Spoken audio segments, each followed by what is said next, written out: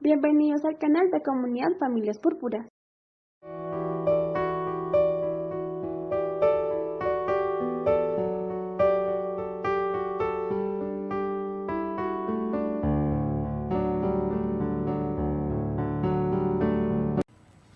Muy buenos días. Iniciamos el día de hoy con la primera charla de la Semana Púrpura 2021.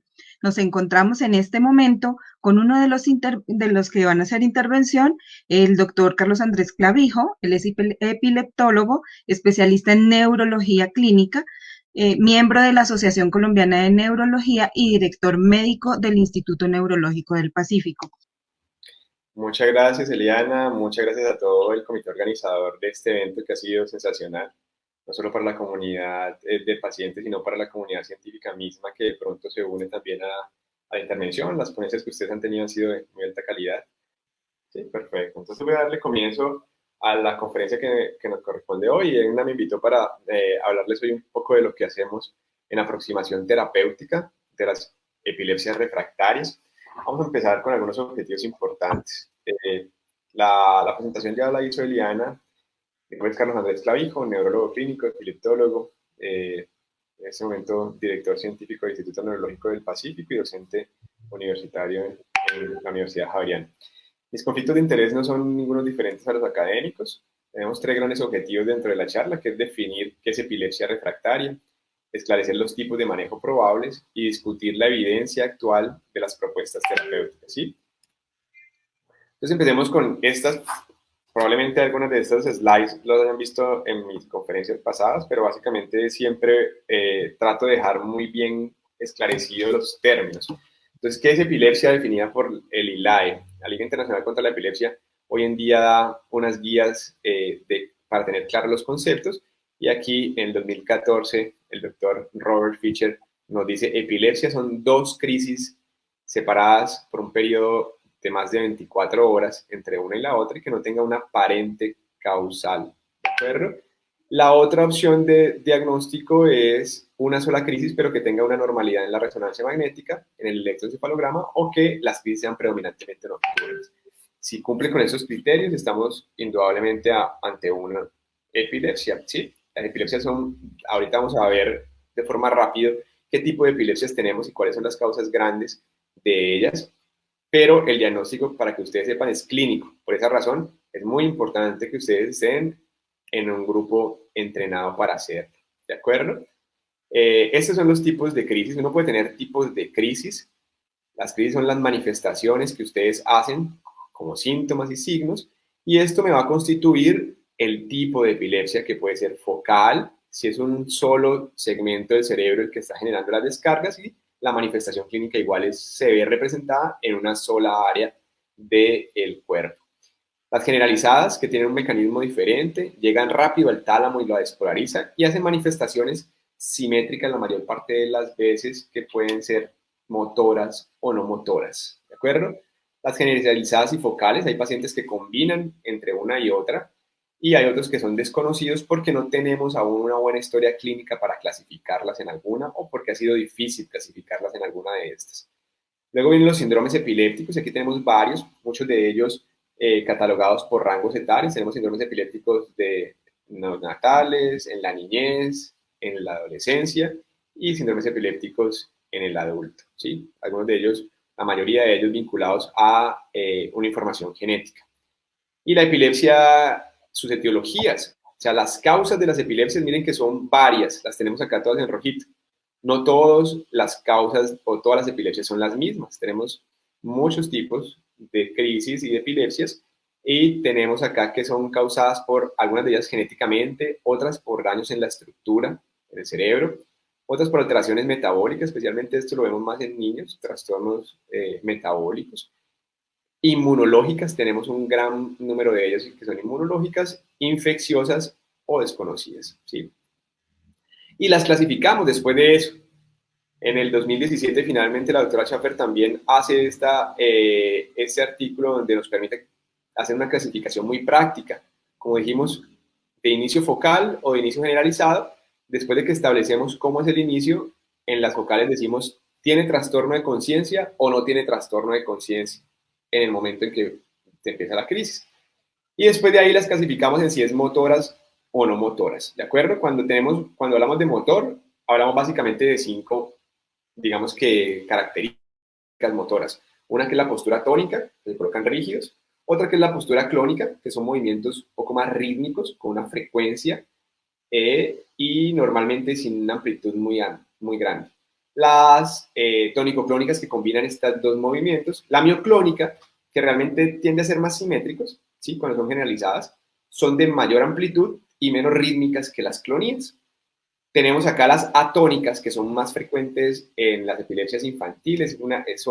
Las atónicas son muy características. La mioclónica atónica se llamó en algún momento el síndrome de Dus, y era básicamente que puede ser una pequeña mioclonía y luego tiene una caída de la cabeza, como puede pasar en los niños. ¿De acuerdo? Con síndrome de Lennox-Gastaut, con Ohtahara, con West, pueden tener de estas atónicas que son una de las crisis que pueden presentar estos síndromes. Los espasmos epilépticos, que son pequeñas contracciones de segundos, usualmente son simétricos y de corta duración, también la vemos como una de las crisis, especialmente en estos síndromes de los cuales acabé de hablar.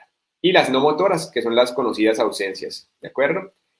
Y tenemos acá las desconocidas cuando no logramos encajar en ninguna de estas crisis. Esto se los digo porque, básicamente para hacerles énfasis en que es muy importante para nosotros quienes nos dedicamos a la epilepsia, como médicos tratantes, que ustedes nos den una muy buena caracterización, que ustedes nos digan qué sienten.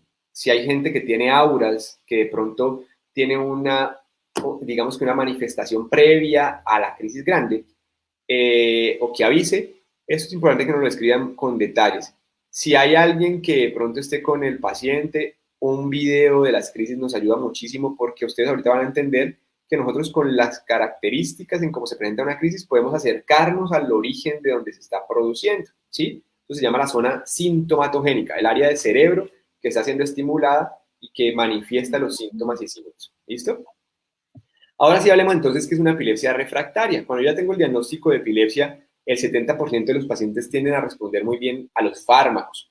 ¿Pero qué es epilepsia refractaria? Aquí Patrick Kwan y todo su grupo de colaboradores, el doctor Brody, que ha sido uno de los escritores y neurólogos y epileptólogos que más ha escrito sobre esto, entonces dice, epilepsia refractaria es el uso de 2 o más medicamentos con mecanismo de acción diferente y que no hay un control de crisis. Entonces ahí ustedes me preguntarán, bueno, ¿qué es control de crisis? Para yo saber si hay control de crisis o no, hay que tener 3 veces el tiempo del periodo intercrisis antes de iniciar la medicina. Entonces les coloco un ejemplo para que eso quede claro.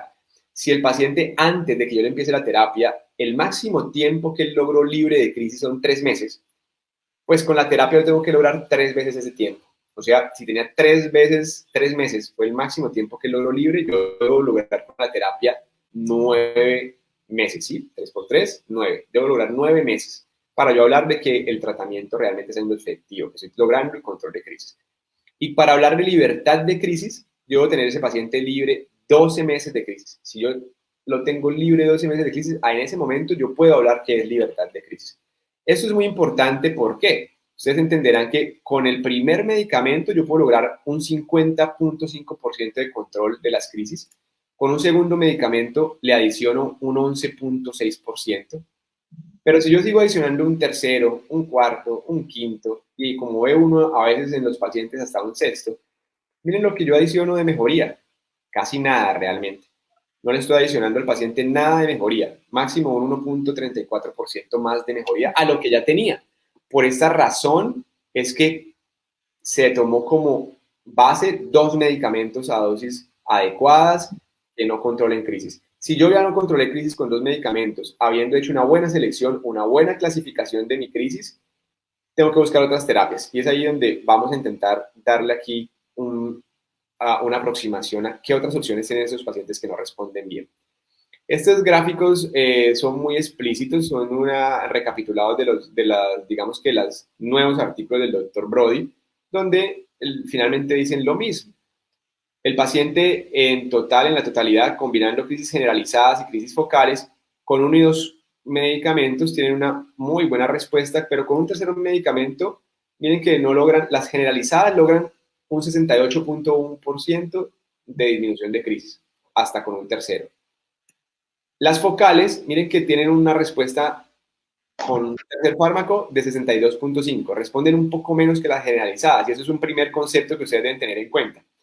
Si no son de los síndromes o de las encefalopatías epilépticas y son generalizadas de la infancia, esas generalizadas de la infancia tienden a responder muy bien a los fármacos, la verdad. Las focales, cuando tienen alguna alteración ahí en la corteza, especialmente la esclerosis hipocampal, tienden a ser un poco más refractarias, a responder menos a la parte de medicamentos. Entonces miren que esto nos lo refuerzan nuevamente aquí otra vez Juan y Brody en este otro artículo que tienen en New England Journal, donde dice, mire, la totalidad de los pacientes realmente me responden bien. Tienen libertad de crisis hasta en un 64% de ellos con el tratamiento farmacológico, ¿sí? ¿Qué quiero que les quede claro? Que el tratamiento farmacológico no es una receta de cocina. Entonces, es que al señor de la esquina le fue muy bien con el clobazam, mire, mándeme a mí clobazam. Es que le fue muy bien con levetiracetam, mire, mándeme a mí. No, señores, no es una receta de cocina. Si le sirvió al paciente de la esquina, al familiar, al amigo, no quiere decir que a usted también le vaya a ir bien con ese medicamento. El tratamiento farmacológico se hace de manera individualizada. Por esa razón, no siempre cuando se utilizan de forma indiscriminada medicamentos uno puede decir que es refractaria y de esa forma proponer cirugías. No es tan fácil. Yo siempre les traigo este gráfico de ajedrez, que me gusta además de hecho el juego, pero es muy similar a lo que hacemos nosotros al tratar de encontrar el mejor tratamiento para ustedes, donde las piezas que tenemos son los fármacos, donde el movimiento de nuestras piezas es el mecanismo de acción, la eficacia en relación con el tipo específico de la crisis. Por eso es tan importante tener certeza de qué tipo de crisis tiene mi paciente. O sea, el mayor informe que podamos tener de la descripción de la crisis nos va a permitir clasificarla muy bien. Ahorita tenemos este movimiento del jugador que se llama estrategia del jugador. Esa estrategia del jugador es la que tenemos los médicos para escoger el mejor esquema farmacológico para cada uno de ustedes como pacientes. Y finalmente nos encontramos con esto en el camino, la pérdida de piezas importantes. Cuando a mí me matan la torre, que es una pieza importante en el juego, esto yo lo asemejo a cuando yo tengo un paciente con, digamos que un tipo de ausencia, un tipo de epilepsia que es la ausencia. La ausencia en nuestro medio, el mejor fármaco para la ausencia se llama etosuximida, pero no lo tenemos en Colombia. Entonces, ¿qué tenemos en Colombia? Ácido valproico. Entonces, digamos que yo tengo un paciente con ausencia, tengo el ácido valproico, pero resulta que ese paciente no lo tolera, es alérgico al ácido valproico o finalmente tiene efectos indeseables con el ácido valproico. Eso es lo que yo llamo... y tenemos esto otro que a pesar de todas las estrategias que yo haga, pues finalmente me mataron el rey. Esto significa que a pesar de que todo lo que yo haga, finalmente el paciente siguió con crisis. Entonces uno dice, tengo una estrategia que fue ineficaz. Esto sucede solamente en el 30% de los pacientes. De todos los pacientes que tienen epilepsia, que es aproximadamente el 1% de la población mundial, 65 millones más o menos alrededor del mundo, en nuestro país es más o menos 1.3% de la población en Colombia. Entonces miren que el 30% de ellos no va a responder bien a los fármacos. Esto, miren todo lo que tenemos. Esos son todos los fármacos que tenemos, o gran parte de ellos que tenemos en el mercado, y todos actúan en un receptor diferente. Miren, aquí tenemos fenitoína, carbamazepina, oscarbazepina, eslicarbazepina, lamotrigina, lacosamida y sonizamida, que actúan sobre el receptor de sodio. Y cada uno en dónde actúan. Miren, la retigabina que todavía no la tenemos comercializada bien en Colombia. Tenemos aquí el levetiracetam que actúa sobre la vesícula SB2A. Tenemos acá la tiagabina, las benzodiazepinas que ustedes ya conocen como el clobazam, ¿sí? Clonazepam, que algunos todavía lo utilizan, gabapentina y pregabalina que actúan acá sobre los canales de calcio. Y así ustedes podrán ver que hay muchas opciones terapéuticas, pero tenemos que hacer un análisis completo para ver en qué paciente nos va a ser mejor uno que el otro, para qué crisis me va a servir más uno que el otro. Y a pesar de esto, tenemos que contar con otros factores adicionales. Esto no es tan fácil. Entonces, ¿será que si el paciente no controla crisis, será que si elegimos los fármacos adecuados? Probablemente no tengamos los fármacos adecuados para ese paciente. ¿Será que existen otros factores agravantes? De pronto el paciente está bajo un estrés alto, está bajo un estado depresivo, está bajo un estado ansioso, que son condiciones muy frecuentes en la epilepsia, especialmente el lóbulo temporal. ¿Será que hay problemas de sueño y no los tenemos controlados? ¿Será que el diagnóstico que hay sí es el correcto? ¿O nos tenemos que replantear nuevamente el diagnóstico? Tal vez no tenemos clasificada muy bien la crisis. Entonces miren que todos son factores que uno debe reconocer. Y que deben saber ustedes también, que el 30% de los pacientes que tienen diagnóstico de epilepsia también pueden hacer una cosa que llamamos pseudocrisis o crisis no epiléptica. Quiere decir que hay condiciones emocionales que hacen que nosotros tengamos síntomas como si fueran crisis, pero realmente no son. Cuando uno hace el monitoreo eléctrico, no aparecen descargas. Entonces, esto es muy importante saberlo porque si ustedes van a donde un médico que no tiene en cuenta todo esto, cada vez que usted dice, no, mire, pero es que yo sigo igual, pues siguen aumentando medicaciones y aumentando medicaciones, sabiendo de que después del segundo ya no le va a adicionar una mejoría importante. Entonces, ¿qué hacemos? Tenemos un 20 o un 32% de pacientes que no van a responder muy bien. Tenemos que hacer una mejor alternativa no farmacológica, buscar otras alternativas. Estudio por un grupo multidisciplinario como el nuestro, el de nuestro equipo del Instituto Neurológico del Pacífico. Finalmente contamos con un neurocirujano especializado en epilepsia, neuropsiquiatra, neuropsicólogo, nutricionista, genetista, sexólogo, epileptólogo. Entonces, miren que somos una cantidad de profesionales que tratamos de que el paciente tenga la mejor guía posible. Miramos a ver si es candidato o no a cirugías, y si no es candidato a cirugías, ¿qué más le podemos ofrecer?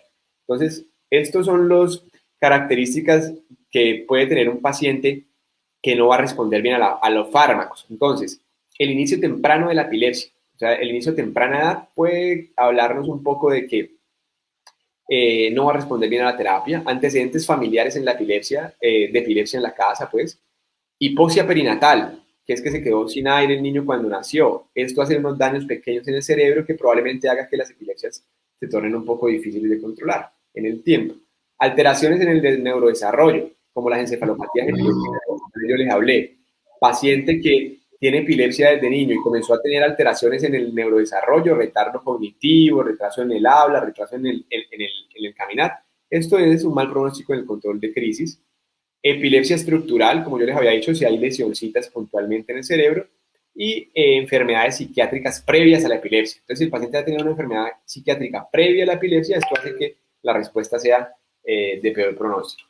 Y en el examen neurológico, la no respuesta al primer fármaco, un paciente que no responda bien al primer fármaco ya nos dice, oiga, probablemente no va a responder tan bien a los otros fármacos.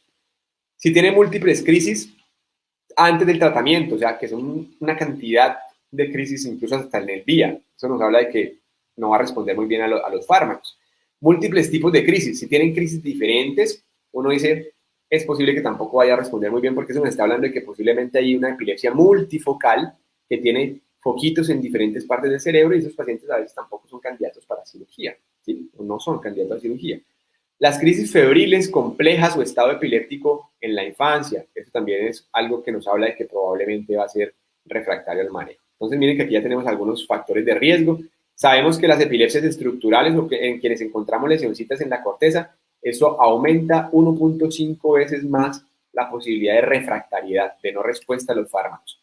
Aquí encontramos entonces las lesiones que más están asociadas a los pacientes con epilepsia refractaria. La esclerosis mesial hipocampal. Hay que saber que la epilepsia más frecuente es la del lóbulo temporal, y la del lóbulo temporal, la esclerosis mesial hipocampal, es la patología más frecuente. Empieza alrededor de la segunda década de la vida y casi que duran hasta 20 años hasta llegar a ser operados. La segunda son los tumores. Son diferentes entre adultos y niños. En adultos sigue siendo la esclerosis hipocampal, de segundo los tumores, pero en los niños, miren que se invierte esto y en los niños se encuentra uno más alteraciones de malformaciones en la corteza, ¿sí? Y después los tumores. Entonces, ¿qué hacemos después de esto? Nosotros tratamos de ubicar una zona. Como les dije con la semiología, tratamos de ubicar una zona. Uno habla de las zonas. Uno tiene una zona irritativa, que es el área de la corteza que genera ondas en el electro. Lo que vemos con ustedes en el electro es básicamente eso, ondas. Entonces, eso lo podemos testar con un electro, ¿sí? En el mundo hay otras opciones como el MET como el EEG-fMRI, que es una imagen funcional con electroencefalografía. Tenemos que ubicar también una zona de inicio ictal. Esa zona de inicio ictal es la parte del cerebro, la parte de la corteza, donde se está generando el inicio clínico. Eso lo podemos ver también con una telemetría, o lo podemos ver con un SPECT ictal, que es una imagen funcional. Ahorita les muestro un poco de qué es esto. La zona sintomatogénica, que es el área del cerebro donde ya llega esa descarga y me produce los síntomas que hacemos nosotros, ¿sí? Que estiré primero la mano, que volteé la cabeza para un lado, que los ojos se me fueron para un lado, que comencé a hacer un movimiento crónico. Todo eso nos habla a nosotros de dónde puede estar viniendo esa descarga, la llamamos área sintomatogénica. Por eso es tan importante poder tener una buena descripción o un video de la crisis. La lesión epileptogénica, que es la lesión macroscópica causante de la crisis, lo vemos en una resonancia, y aquí es importante saber que tiene que ser una resonancia con buena técnica y leída por un personal entrenado. Déficit funcional es otra zona que buscamos y es el área cortical que no funciona bien en el periodo que no estoy teniendo crisis. Esto lo hallamos con el test neuropsicológico. Por eso es tan importante. En la conferencia pasada en técnicas quirúrgicas para epilepsia hablamos con nuestro neuropsicólogo, Carlos Hurtado, y nos dio una abrebocas de por qué es tan importante el test neuropsicológico y hay que hacerlo siempre en los pacientes con epilepsia. También hay que hacerlo en el prequirúrgico y hay que hacer un control postquirúrgico para ver cómo quedó ese paciente en los diferentes dominios cognitivos. Uno puede utilizar aquí también para hallar esta área un SPECT, un PET interictal, que son imágenes funcionales, y esto es como ha evolucionado todo este concepto a través del tiempo, donde en 1950 solamente se consideraban algunas 3 zonas, hoy en día se consideran todas estas zonas de las cuales les acabo de hablar, lo que nos permite ubicar mejor la región y poder hacer cirugías más precisas con menos secuelas. Si te gustan nuestras charlas, dale like al video y no olvides suscribirte. Queremos leer tus opiniones, déjalas en los comentarios y activa la campanita de notificaciones para que estés pendiente de nuestros próximos videos. Así nos ayudas en nuestra labor de informar, educar y capacitar. Comunidad Familias Púrpura, uniendo familias con epilepsia.